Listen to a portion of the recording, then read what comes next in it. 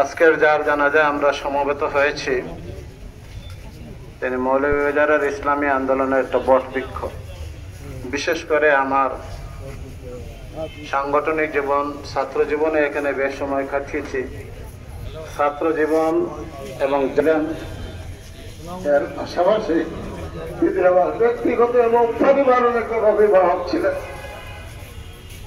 তিনি উভয় দায়িত্বই পালন করেছেন সকল ক্ষেত্রে, সকল সময়। আমাদের মুসলিম ভাইয়ের জীবন আর ইসলামী আন্দোলনের শিক্ষার মধ্যে এক অসাধারণ সমন্বয় ছিল, যা আমরা মানুষকে বলি আমাদের জীবনে খুব কমই প্রতিফলিত হয়ে থাকে, কিন্তু ওনার জীবনে আমরা বেশি প্রতিফলিত হতে দেখেছি আলহামদুলিল্লাহ।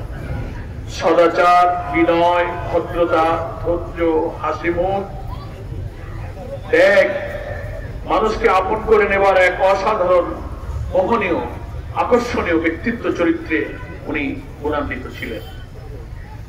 নবী আকরাম সাল্লাল্লাহু আলাইহি ওয়াসাল্লাম বিভিন্ন হাদিসে হাসরের দিনে কারা ক্ষমা পাবেন, তাদেরকে ক্ষমা করা হবে সম্পর্কে যত হাদিস বর্ণনা করেছেন, তার মধ্যে এই গুণটা খুব মৌলিক।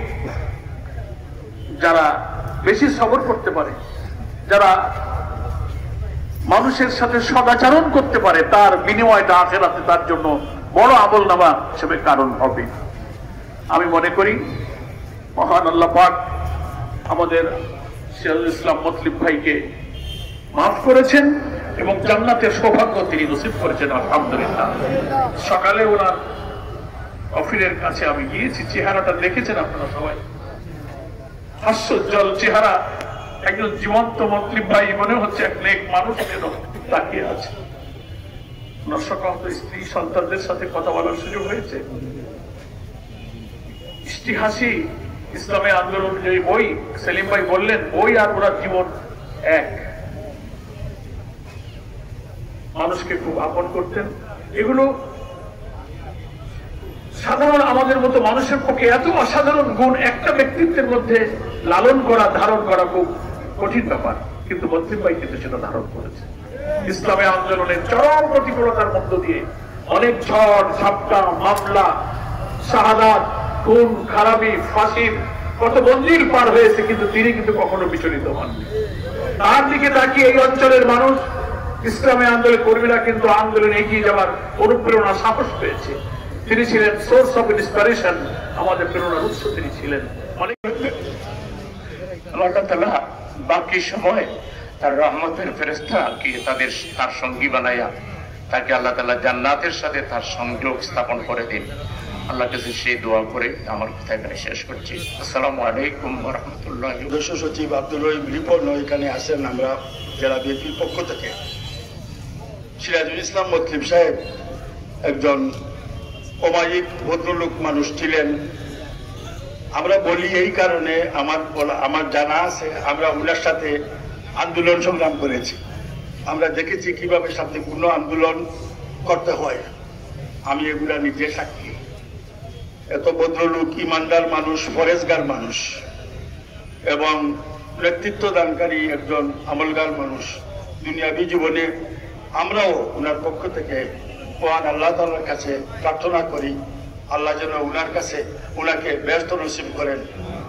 আল্লাহ, আমি এই কামনা করি, যেহেতু সময় কম আমি আর বলছি না, অনেক কিছু বলার আছে ওনার সম্বন্ধে, কিন্তু বলতে পারছি না। আল্লাহ যদি হুকুম হয় পরবর্তীতে বলবো।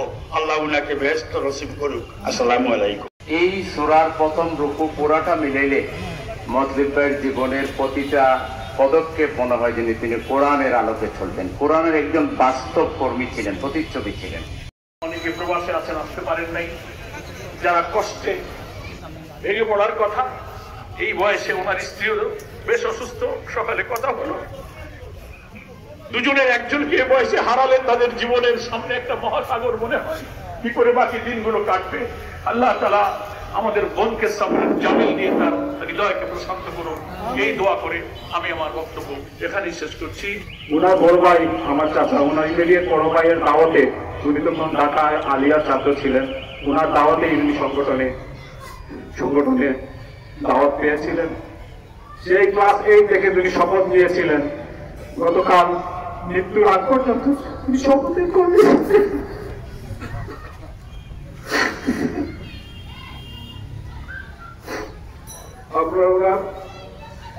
সহযোগী এবং ওনাদের কাছ থেকে অনেক কথা শিখেছেন, অনেক কথা বলার আছে।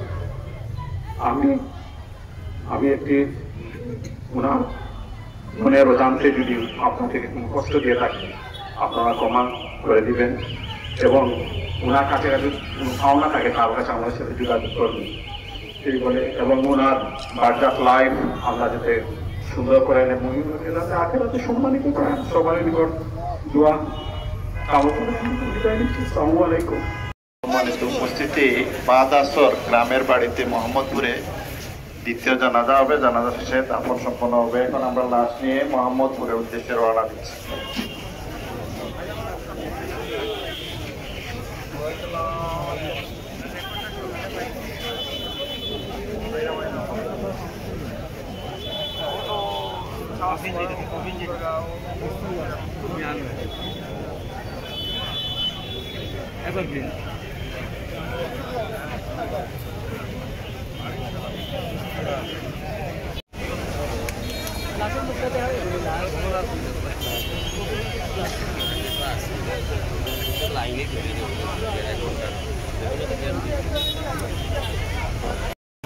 বই রেট যা আছে তা